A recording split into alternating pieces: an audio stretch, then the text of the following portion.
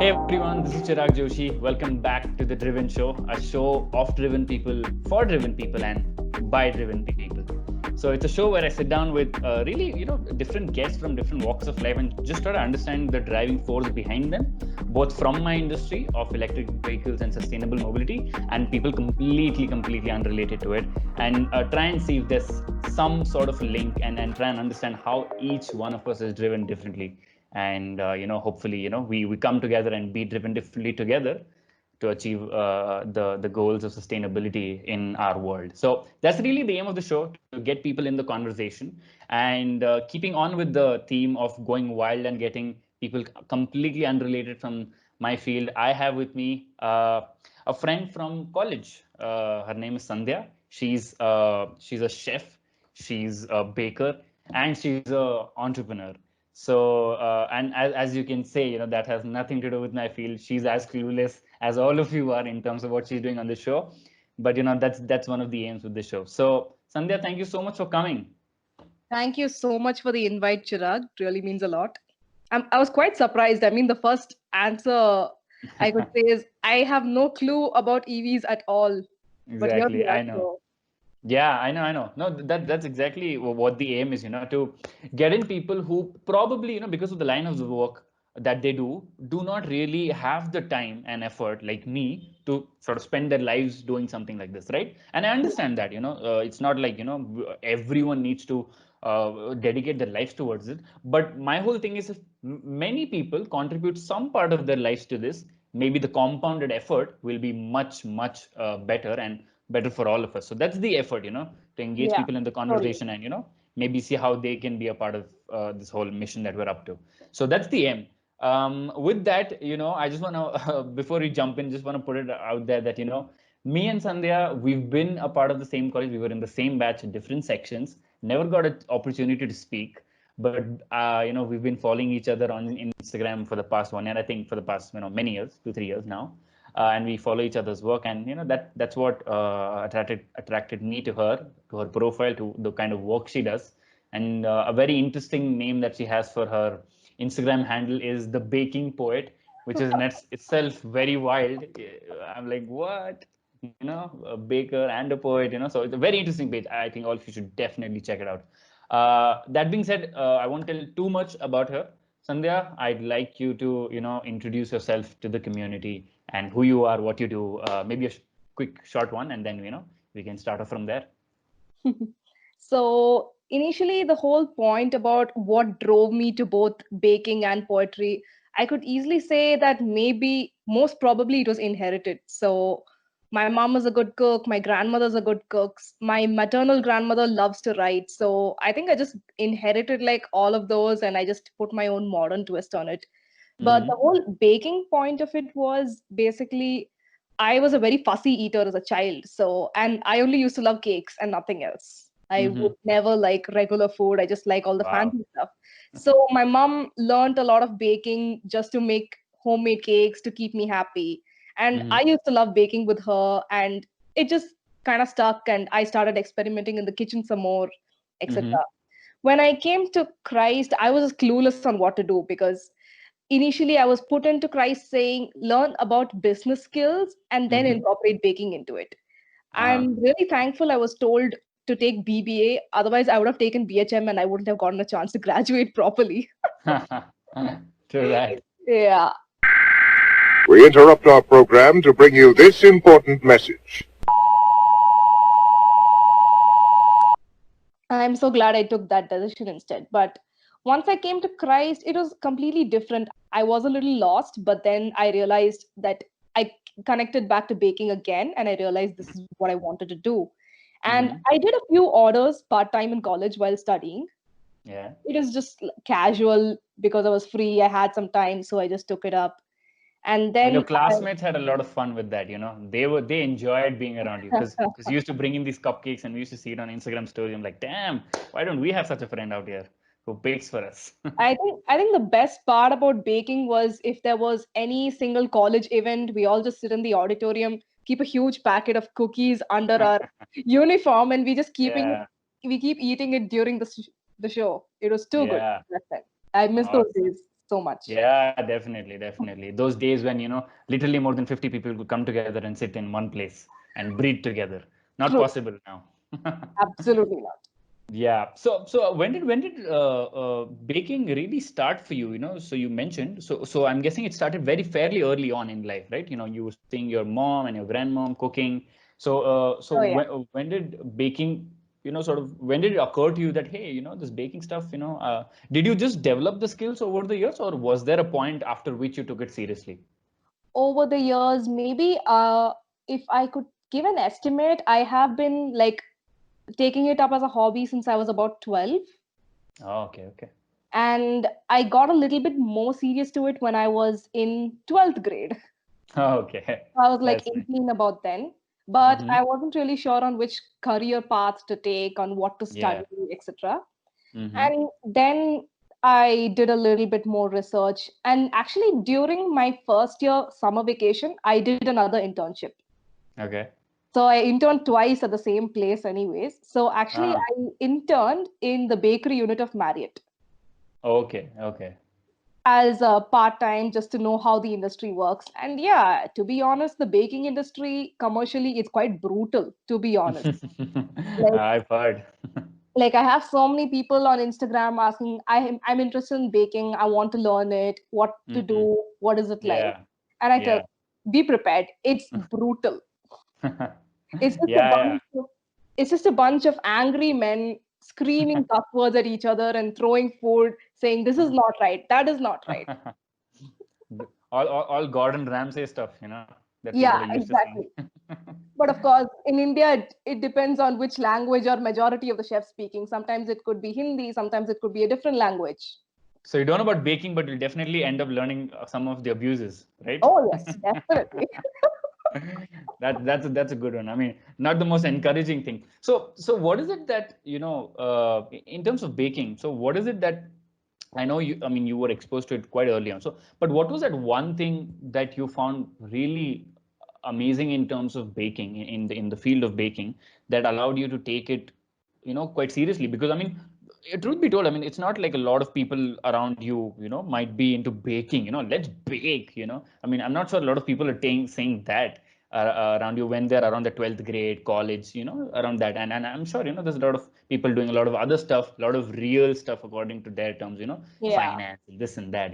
So what was that? What was that one thing about baking that allow you to say, you know what? No, I think baking's a real thing. I'm gonna do it. So what was that one thing? I think it was all about how the precision, the perfection, because there's a lot of patience that is required for baking alone. So I actually ended up baking my first layer cake when I was in college second year. Mm-hmm. Until then, I've never made a layer cake in my life before, and I made it for one of my friends actually, and I took it and I realized I put in a lot of work for that. Now, Mm-hmm.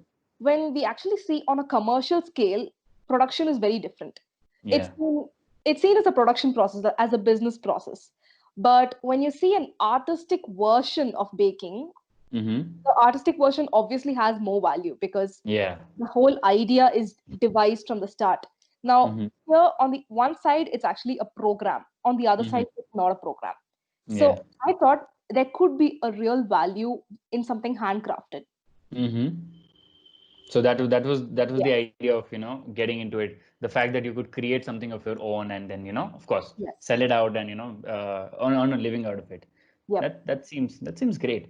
So, in terms of baking, Yeah. I mean, I have no experience. I have no clue what baking's all about. I mean, I've heard people do it, and I mean, most people in India, they're decent cooks, and not decent bakers at all. So I think baking is definitely a very precise and very genuine hard skill that people have. And so when in terms of what baking encapsulates, so what is baking and what is baking not? Because I'm sure there's a lot of misconceptions out there about what baking really is. So if you had to break it down, what really is baking and what baking isn't? Is it just about the oven? Whatever cooks in the oven is baking? I'm not sure.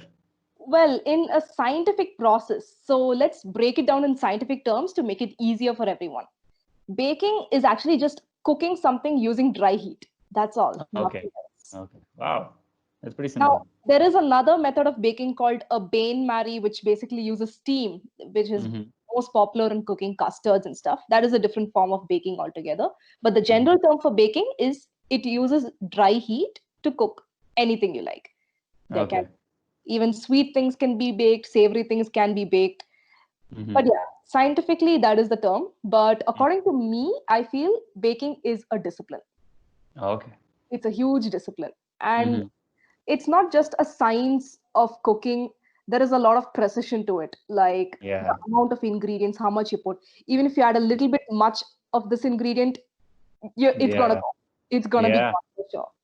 And Absolutely. I think that would be my advice to the upcoming generation, because one thing I've noticed in this lockdown, we're gonna see a lot of bakers. Lockdown baking is Definitely. I've run out of ingredients because people are locked down baking. Yeah, It's definitely. No, not. no, I agree. I mean, everyone's turned into like this, fancy chef out there, and they're putting out stories on Instagram, and they're like, I made this, which is great, by the way, like Yeah. that people are really experimenting with something like baking or just cooking food in general.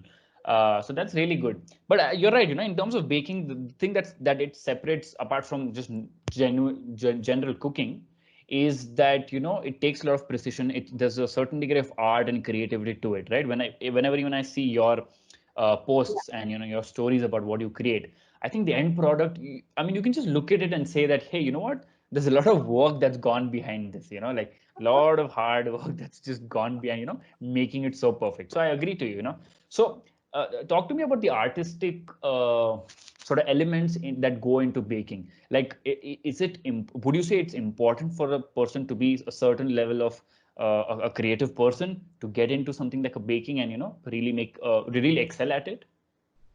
That depends on what are you planning to sell. Hmm. So there are businesses that sell the very simple stuff like cookies or brownies, cupcakes, cakes. So some of these will just have a standard recipe, a standard procedure, and you just go about it. Then Hmm. there are certain level or called craft bakeries. Hmm. So maybe they only curate to pure vegetarian products. And Hmm. then there are more. There are cake artists. Now, cake artists is like one of the most advanced level of pastry chefs you'll ever know, because Okay. they're the people who work with fondant and make Hmm. all those realistic cakes. And working with fondant, it like takes forever. Like, if you remember the Mickey Mouse cake I'd made once, Hmm. Hmm. the I one mean, with I don't think you make so much, so I lose the track. So we got a request for a cake which needed a doll of both Mickey Mouse and Minnie Mouse. Now, to Okay. make one doll, it takes 2.5 hours. Wow. Okay. So to make a Mickey Mouse and a Minnie Mouse with all the breaks I took in between, it took me about 7 hours to finish. Wow. The cake Damn. alone, it like took only like 2 hours to finish, just the cake alone. But to make Hmm. the doll, it takes 7 hours. So Hmm. it ranges a lot, and that's all up to what you want to do. Okay, okay. Yeah. So I mean, it depends on, so even in baking or, even in the profession of baking, there's a lot of range, you can either be someone more on the commercial side that, you just want to sell more of them. You can Yeah. be someone who's very, fancy, artistic, sort of catering to the creamy layer or the premium layer, something like Smoor. I walk into Smoor and I see those things and I'm like, I don't even want to eat this thing. You buy it for $250 and you can't even, like, it takes a lot to just, put that spoon in and eat, because it's made out of so much, yeah, as you said, precision, and that Yeah. really comes through. So yeah, I agree. I think, cake artists, as you said, would be paid more. So do you aspire to be a cake artist, or are you already one? I'm not sure. I am a kind of person who wants to like cover every single thing. So Uh-huh. that's what my whole business is about. You let us know your requirements and we will cater it to you accordingly. Okay, So okay. it's like recently I got an order saying that they wanted a sugar-free cake because Mm-hmm. the person who was supposed to eat it was a diabetic. So they wanted something that was sugar-free, and I have never made a sugar-free cake before. So I told, Mm-hmm. give me a few days, I will research it and I will get back to you. So Mm-hmm. I designed a sugar-free cake which had both egg and eggless variations, and it was actually a apple cinnamon cake. Okay. And I gave it off, and they really liked it, and it actually became a very popular hit amongst a lot of people. It got sold a lot. Mm. Wow, that's great. That's awesome. So So yeah, with that, I think it's a good opportunity for you to introduce your work, your business. So we can, just maybe you can introduce your business. What's it called? I have a hard time pronouncing it, so please help me with that. So and also, how you came about it, like the story that you told me in terms of, that you were kind of ahead of the curve in terms of not taking an internship, directly diving right in to being an entrepreneur and, having your own home bakery. So why don't you take people through that? Yeah. So after my graduation from pastry school, Lavon Academy, I graduated in December 2019, which was thankfully at the right time. Mm-hmm. So we were initially told to take internships because if you take an internship, we have better experience, etc., etc. Yeah. Now, I already have a mere 4 weeks experience, but a pastry chef is supposed to have minimum of 6 months experience. Okay. Now, the problem was we're all supposed to join top properties, but top properties usually take forever to respond to your mails. Mm-hmm. So only some of our batchmates had gotten internships and some of them did not get internships. And unfortunately, I was one of the people who didn't get internship. So I just thought to myself, I don't want to be sitting and wasting my time. I might as well just make some use of my time and probably get some experience on what's it like to run a business. Mm-hmm. So that's when I started my home-based business. Mm-hmm. So it's called Le Soir Patisserie. Okay. Yeah. Okay. Okay. I won't even try to pronounce it. So we'll just go ahead with, what you said. Yes, that's the one, guys. That's the one. Yeah. So the Okay. reason I named it Le Soir is because I figured let's have my business the same name as my name. So Oh. I searched up for the French word for evening because, in Hindi, my name means evening. Ah. Oh, that's Yeah. actually thoughtful. Yeah. Do a lot of people know about this? Not many actually. Wow, that's great. Oh, that's amazingly thoughtful about, so that's so okay. I'll try to pronounce it. Please help me. Yeah. Say the name again. Le Soir. La soie. Yeah, exactly. Okay, okay. La soie means evening in French. Yeah, the evening. Oh, oh, the evening. That's Yeah. amazing. Wow. So Le Okay. Soir is actually a masculine term, and since my name is feminine, I figured let's have a masculine name and balance it off. So Amazingly thoughtful right there. I mean the name's handcrafted, and I mean rightly so, because what you're selling is also handcrafted. So I think that's a pretty good way to go about it. So why don't thank you tell, what is it that exactly, La Soie is all about, and you can talk about it for a bit. So Le Soir is all about it's all about you. It's all about what customers want. So Mm-hmm. it's all about you ask and we will get it done for you. Of course, Mm-hmm. initially during the beginning, we did have a few challenges as to some customers wanted a menu. So we had to develop a few standard menus here and there. Mm-hmm. Otherwise, most of the time, it's just customize it. Okay. Okay, that's great. And in terms of, having the right equipment to make all of these different kind of, dishes, do you have some special equipment at home that allows you to do it? Or is it just regular stuff that you can do by with? Right now, I'm working with all the regular things. So I'm still Oh, working with my 23-year-old oven. Yeah. oh, I'm wow. 22, Okay. my oven is 23. It's your older sibling. Yeah, it's like my companion, my life companion, definitely. We Nice. we Okay. did we did want a new oven installed, but due to the lockdown, now we're not able to set it up, Of course, unfortunately. of course.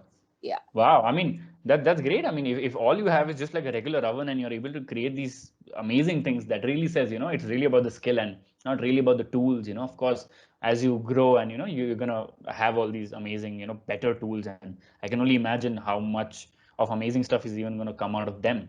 So kudos to you for that. Thank I just wanted to highlight that fact that the fact that you went out of your way and instead of doing an internship that Lavon Academy told you to, you went ahead and opened your own home bakery, and went down the path of entrepreneurship, while your teachers weren't happy. And then what happened when the pandemic struck? How did tables turn? Why don't you tell people that? Oh, tables turned. It was hit pretty bad. So I shut down for April. Mm-hmm. And when I opened up in May, because all my friends were telling me, open up fast because your competition is growing, growing, growing, and you're just doing Yeah. nothing. So on May, it was pretty tough.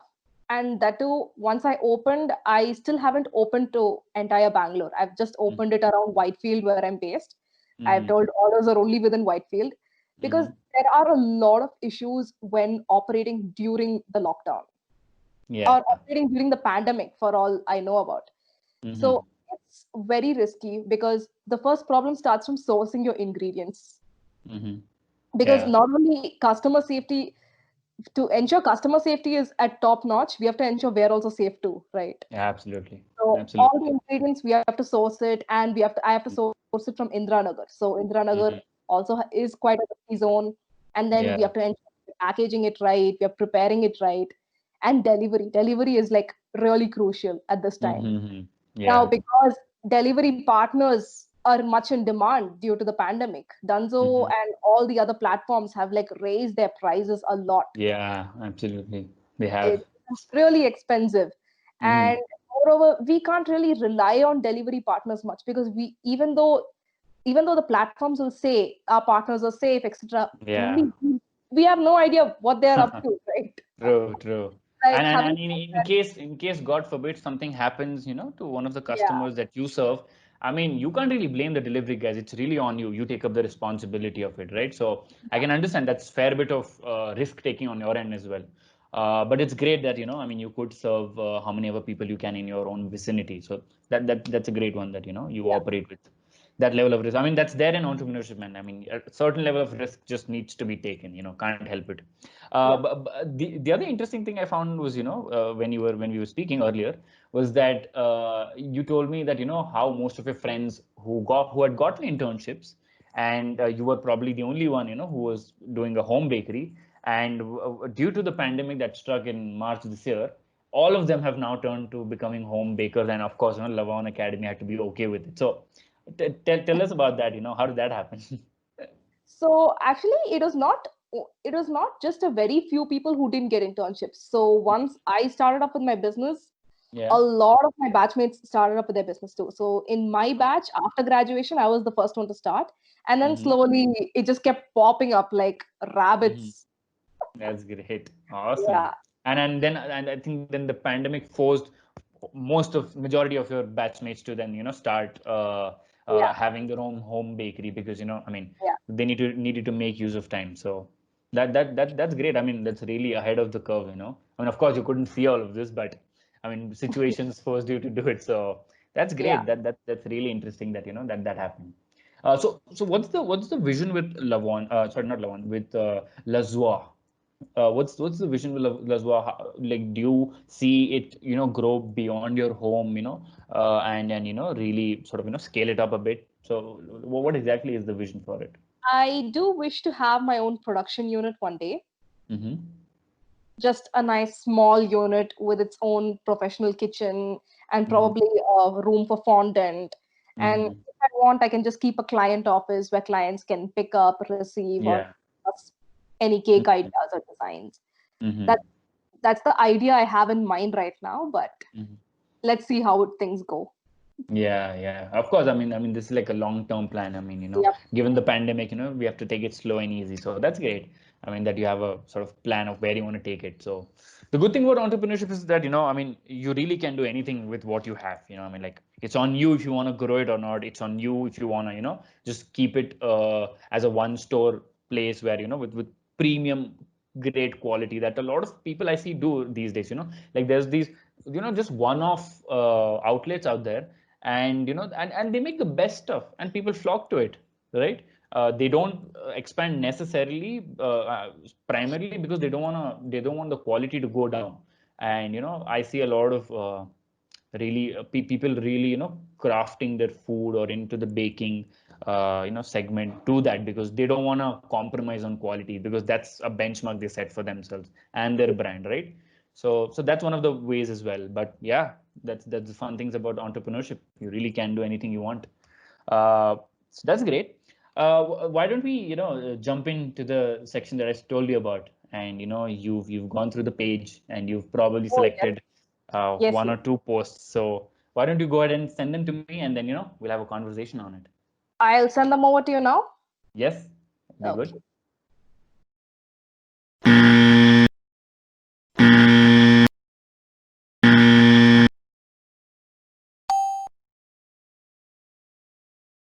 So, any particular reason for picking up this post? Oh, yes. So I picked up this post because I have taken Chennai Metro before. And after riding Bangalore Metro and seeing Chennai Metro, it's a huge difference. Like, have you seen it? I haven't been to Chennai, so no, I haven't used the Chennai Okay. Metro. So, one thing about this decision, Chennai Metro has taken a really brilliant decision, and I really love their infrastructure. So, Mm-hmm. the metro is good. I won't deny that. It's a pretty solid layout. They Mm-hmm. connect so many different places to the airport. Okay. So if you Mm-hmm. want to go to the air from somewhere, some corner to the airport, you can just like take the metro and you're there in a pretty short Yeah. time. Yeah. And I think if people hear this now, they would pretty much wish that they had a metro that took them to Bangalore airport. Oh, definitely. I mean, I think they're working on it, but I don't know. That's going to take another 5 years. Easily. Definitely. Yeah, yeah. Okay. Yeah. So that's the reason picking up this post. That's great. I didn't know about Chennai Metro much, but that's great. That the city is allowing citizens to travel Yeah. to the airport from any corner of the city. That's good connectivity. Bangalore, our connectivity is okay. I wouldn't say the best. I see only the purple line. I've traveled not the most in Bangalore Metro as well. Decently. But I think the purple line, no, not the purple, the green line, if I'm not wrong. Yeah, the green line that covers Yashwantpur and that Ah, side. yes, That's the one yes. that gets used the most because towards that side, towards Oh, Pina, there's a lot of workers that travel and use the mm, metro. So that's great. I've been in those. They're absolutely packed. There's just no yeah. way to even stand up well. So, but yeah, I mean that means it really serves its need. But Yeah. the purple line is fine. I mean it Oh, really no, does. purple line is equally packed. Really? Okay, I Yeah. don't know. I mean, Yeah. I've traveled MG And Road here I'm and there. I working don't know. I like didn't near find it. Whitefield. So we go there, Okay. and if you get a seat, you're lucky. Otherwise, it's Oh, gonna be fun standing. maybe South Bangalore side, we don't really have much Mm, of people flocking in because people have their own vehicles. But I'm guessing, yeah, Whitefield might have a lot of rush. That's yeah. great. So Uh, as much as we see the rush in Bangalore, mhm. unfortunately, the rush in Chennai is like completely opposite. Chennai metros Okay. were usually empty. Oh, so is that I'm guessing that's not a good thing, right? People aren't using the It's metro. definitely not a good thing. So Okay. the reason why people are not using the metro is because Chennai has the suburban trains. Ah, yes, yes. They Okay. have those electric trains that connect them between so Mhm. many areas of Chennai, and it also connects them to so many villages and so many districts surrounding Chennai. So Okay. it's like more So popular. people rather take People, that than the metro. yeah, yeah. So it's that mindset. So Mhm. maybe Chennai Metro is giving a good opportunity by letting bicycles to be taken to connect Mhm. even better and to attract more Mhm. customers. But it will Oh, definitely take a little bit of time to get adjusted because I've absolutely. seen Chennai Metro before and it is so empty. It's like those really creepy movie scenes where Oh you're in yeah, bottom I of an know, I alley. know. Yeah, Chennai Yeah. Metro is like that, but it's pretty neat. Okay, okay. Oh wow. I mean, I didn't know about that. That's great. And you're right, that could be one of the reasons, to increase ridership to the metro now that, there people know that, they're allowed to take bicycles, Yeah. which is what that post was all about. When I came across it, I was like, that's amazing, because you see, I mean, this is the vision that most mobility professionals have in our industry, which is, a world where, the bulk of the transportation that people want is carried out by these big transportation units, which is metros and suburban rails, Yeah. and only the last mile and the first mile, which is, from your home to the nearest metro station or the nearest, railway station True. is what needs to be addressed. And that's going to happen through either cycles or, shared mobility like an auto or like Yulu, something like that, Yeah. and that's exactly why that caught my attention because I mean now that sort of stuff can happen today in Chennai, like where if you have a cycle and you want to go to the airport or just see someone off, Yeah. all you have to do is take your cycle along. Just take your cycle along, take the person with who you are along. Hopefully you have a back seat where they can sit. Get to the metro station, travel to the airport and back, and then you can use a cycle to be back. That is super convenient. In Bangalore, we have to spend an hour just planning how we want to reach the airport, and then another 1 hour and a half reaching there, and then it's super exhausting. You have to take a day off. You want to visit True. the airport in Bangalore, so Like I yeah, guess really if there is stressful. no traffic, it will still take about an hour. It still does. I've been during the lockdown. I was there. I did go to the airport, but I took a car, of course. Yeah, I mean, still takes an hour. It's still, some other part of the city. It's not actually the city, first of all. So it's a lot.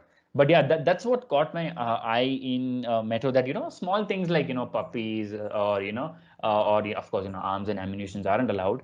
But like a lot of stuff in metros, like any pointed stuff, like you can't take in, Yeah. knives, of course, that's not allowed, but you can take a cycle, that's amazing. So that's what we wanted to highlight through that post. It's fairly old post, and the reason now, because I'm dealing with fairly sort of technical and technology related stuff in my field. I try my best to present it as creatively as possible. Yeah. That's the reason, Puranjay, if you know him, from our college, helps me out with this stuff. So, we come together and we create this creative post that catches people's eyes. I'm like, okay, that, if 2, 3 things go first, they're not allowed, and then the cycle gets to get through. So that's what we do, we try and catch people's attention, and hopefully it works. So that's the aim with the page and almost anything that I do as part of my content. So yeah, that was post number 1. Thank you so much for selecting that. Good choice. Let's now get into the second one.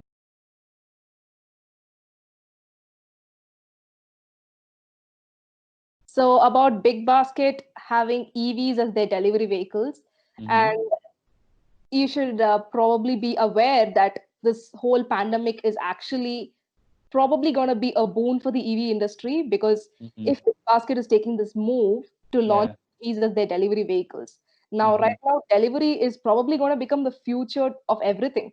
Yeah, Pretty sure definitely. many people wouldn't want to step out of their homes. I don't think even I would want Absolutely. to step out of my house at this rate.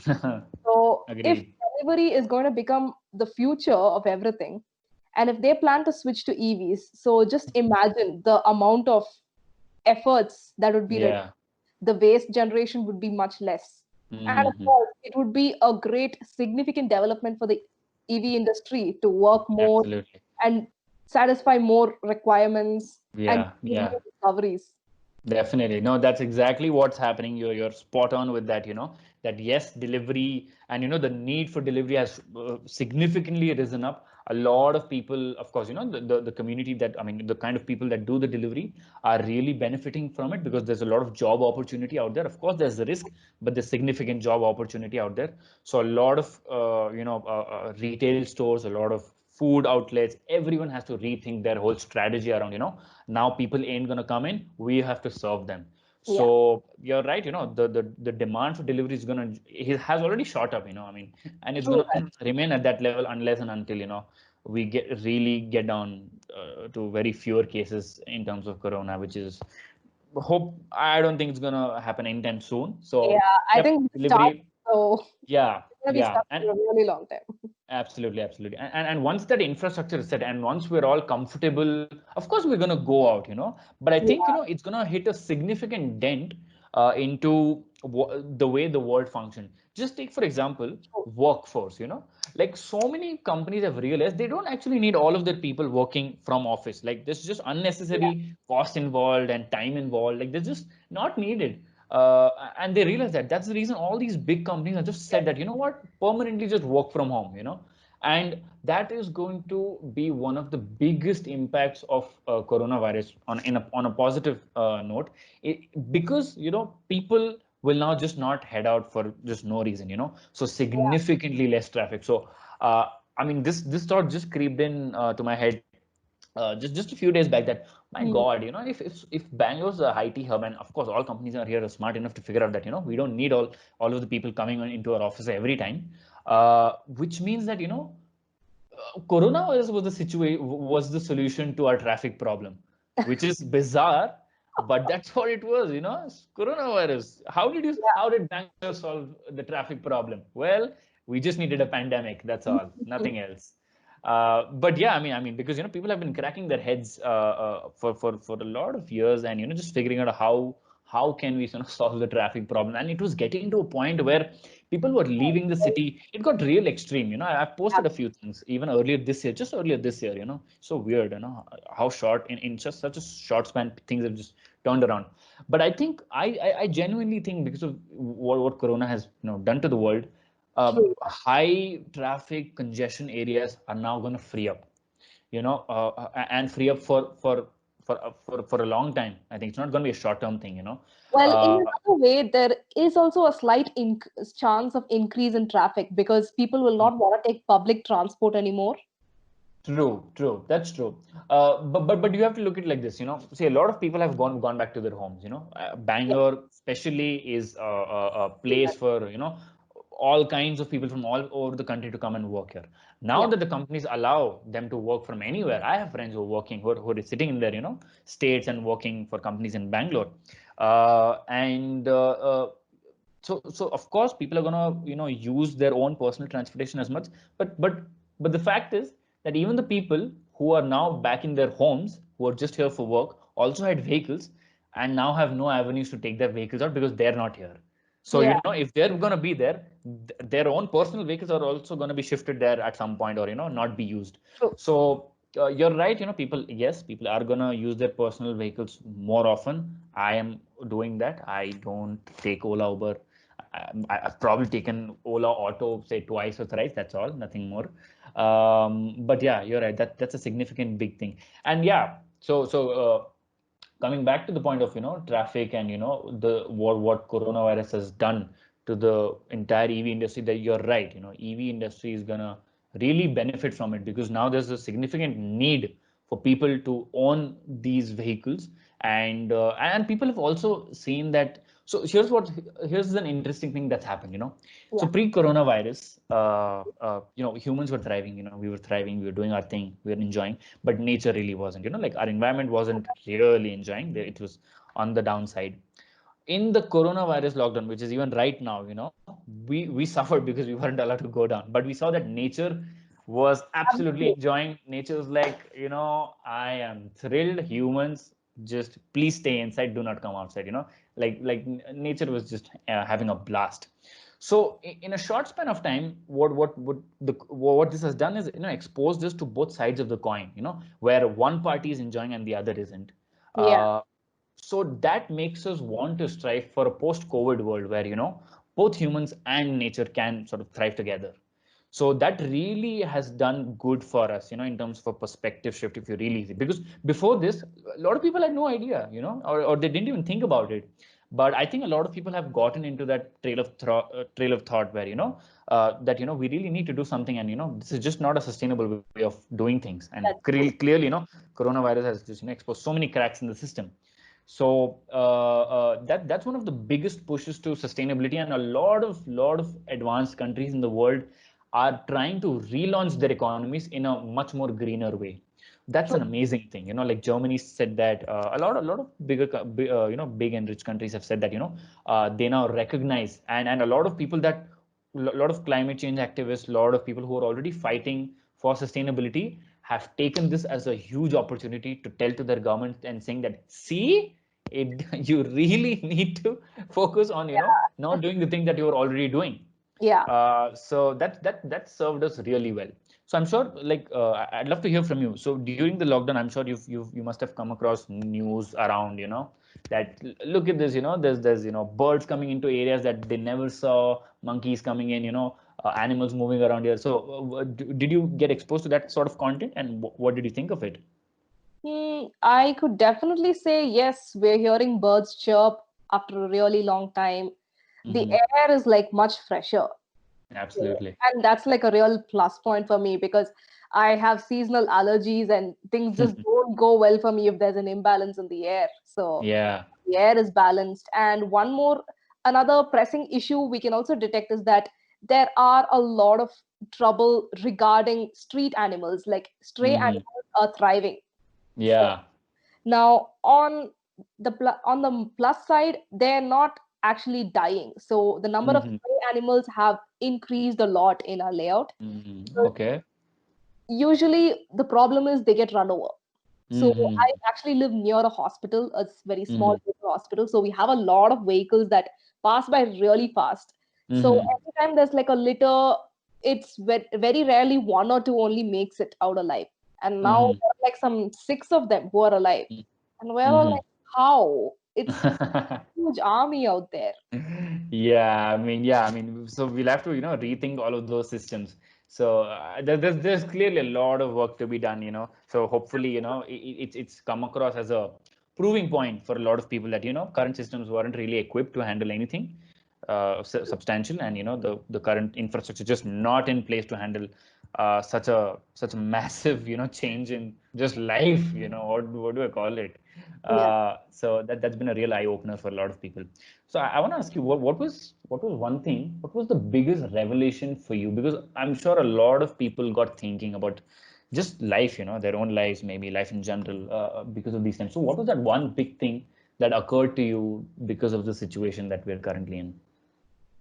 I'm guessing because of this situation, we should kind of be more open to all the opportunities that whatever situation presents us. So we shouldn't just sit here and think, okay, this year was supposed to be great. Now my life is over. I can't do anything. We can't get that dream whatsoever it was. I think it's best we make use of that situation because I've reached a certain conclusion that hey, life is short. People are dying. It's Mm-hmm. it is reality. I have That, had friends who battled through COVID and they have came through it. So, that's and great. they keep telling me, you gotta stay strong. If Mm-hmm. you have a positive mindset, don't get Mm-hmm. positive, obviously, but have a Yeah, positive mindset throughout, and yeah, you will definitely pull through with flying colors. And mm, hey, life is short. We should absolutely. waste it thinking, oh, what will happen? So I just Mm-hmm. get to the point where I say, just do it. You want Mm-hmm. something, go get it. If you want to tell someone something, go say it. So Yeah. it's been a lot of change, and Mm-hmm. I've been trying to practice a lot of skills lately this lockdown. So I Mm-hmm. don't know. It's been quite skillful. Now Mm-hmm. it is okay that sometimes we do have to take care of our mental health and Yeah. manage my skills. So I ensure there's a balance between the two because Mm-hmm. sometimes it can get very mentally exhausting. Absolutely. So there are some times when you just need off to yourself. Mm. Other than Absolutely. that, I just keep on focusing on growing my skill set. What can I Mm-hmm. learn? What can I do better? What can I Mm-hmm. do for my business? Yeah. Any extracurriculars I want to learn, etc. It's Mm-hmm. been quite a skillful period. I wouldn't change a thing on how Mm-hmm. it's been. That's great. No, that's a good way of how you've responded to the situation. I mean, I struggled, because the one thing that dips my productivity is just staying at home. So I'm a person who loves going out and just meeting people and just going to places. So that's how I am. Plus, I love the city, so I can't really Yeah, I stay inside too much. forgotten how the city looks like. I just miss Bangalore and its traffic. Yeah, it's gotten really quiet and beautiful at the same time. So yeah, mixed feelings about how this is happening. But you're right. I think a lot of you're right. I mean, a lot of people. I mean, shit got real fast for a lot of people. That's just what I'll say. Because it's really. I think it's really easy for people to be in their own bubbles, and we were a lot of people in their own bubbles and not really sort of unless something real bad happened to them, Yeah, they wouldn't wake up to the fact that, oh, you know what, this is not forever. You got to do stuff fast. But I think what the coronavirus has lent to people is an opportunity to correct the perspectives, be really in tune of what this is all about, and of course, uh, acknowledge the temporariness of existence. I'd say true that. it's not forever, and I mean anything. I mean the fact that I mean, there's so much in this year. There's just so much that's happened apart from just COVID in general. That the probability of you just being absolutely fine is just so less, and you're still doing that. So you recognize the preciousness around that Yeah. life is. Like we So should be grateful that we are alive every day. absolutely, absolutely. So I think that's. I mean, I was kind of, I mean, I had this perspective even pre-COVID, but I think now more so. So and I can realize that a lot of people around me have also started thinking, contemplating about things, just retrospecting, changing things that they probably didn't do well, sort of previously in their lives and all of that. So there's a lot of good stuff that's happening as well. So I'm happy, that people are taking it positively and Yeah. really, really working on themselves. So that's amazing. That's been amazing. Uh, I wanna sort of towards the end of it, I just wanna understand uh, the role of sustainability in the baking industry, or say in your business, do you follow any such practices that allow you to cut down on the amount of waste you generate, that allow you to not use plastic, or just any general trends in the industry, in the sort of, I don't know how called, hospitality industry, baking industry, I don't know what to call it, but or maybe even in Lavon, where you might have learned some things that allow you to really be in tune with the times that we are in, terms of because I think every industry has an opportunity to reduce their carbon footprint. So is there something that your industry is in particularly doing that you can share? So mostly the wastage is highly generated in commercial bakeries. So when there is mass production happening, the chances of wastage is really high. That's why people advertise a lot for home bakers, because home bakers, they just measure right to the point. They just take Yeah. whatever the person needs. So there is hardly any wastage of that sort. Yeah. In ingredients wise, the home bakery side, there is not much of wastage. But on the commercial side, if you see, there is a lot of wastage. And we have asked our teachers on how can this be reduced? Like, why can't we just give it to charity or something? Why can't we give the extras to charity? But then there comes another obstacle over here, saying that we don't know if people could be allergic to certain things. Yeah. Food allergies, certain triggers, and if they eat it, and the responsibility can't be pegged on them. So there are a lot of things to be considered, to think about it, etc. So Yeah. we had a batchmate. So every time once class is done, all the food that is made during class is to be taken by the students. But Okay. all of us can't take everything home because it's actually a lot of food. So we used to have one student who used to take as much as food he can take, and he just gives it to everyone on the streets. He gives it to the poor, and just he did a lot of charity work. So that was pretty nice. That's great. That's nice to hear. Mainly the extra food should ideally go to charity, but the way it's distributed, that matters a lot. When it comes to packaging, secondly, packaging, it's not that easy to get rid of plastic entirely. You can't get rid of plastic forever. And now with Yeah. COVID times, it's Yeah. like you can't say no. So what I usually prefer is, I usually prefer the brown cardboard boxes for my product, because it's already recycled cardboard, so Yeah. easier to what do you say? Use. Yeah, it's easier to use, easier to dispose, and obviously the carbon footprint is much lesser, etc. To Yeah. wrap up the product, sometimes I need to use plastic. Of course. I Of make course. sure I don't use as much as I can. I just keep it at a minimum, etc. And I don't use all the really fancy boxes as such. I don't use fancy boxes yet because I'm still at the beginner level, and Yeah. right now it doesn't really matter. We just need a box that is strong enough to carry our things. So Yeah. I make sure it's cardboard. It's more of cardboard and less of plastic, so that it's more easier to dispose, etc. Okay, okay. Yeah. That sounds good. That sounds good. I mean, of course, so one thing that I tell people is, whenever I ask questions like this, they start feeling guilty about what they've been doing, which is good, nothing there. But the more important thing is to recognize that, the reason you, me, or anyone that, we're continuing our lives in the way that we are is because, we react to the environment that's been set, or the infrastructure around us that pushes us to sort of use the things that we have. Just take for example plastic. It's not Yeah. like you were given the choice between plastic and a recyclable material and you chose plastic over that. That's not how it is. Of course. It's just that plastic is just more commercially available out there and so easy, procurable, and of course economical, that I mean, people buy it, right? Yeah. So these are some things, as a business person, I understand, and I try that that people aren't really to blame. The people who are really to blame is people who build the infrastructure that allow people, normal folks to choose one over the other. And that's exactly what we're doing in our industry. We're trying to build an infrastructure that allows people to choose cleaner ways of transportation over anything else. Because I do believe that if given a choice, people would choose what we're doing over the other. Yeah. Because I mean, people are inherently just good people, right? I mean, they don't want to do this because they want to wreck the planet or something. But that's really how I think about it, and that's really how it should be thought about, Yeah. and and it's for every business, in what, and this is for your business. So say for your business, you use plastic, okay, Hmm.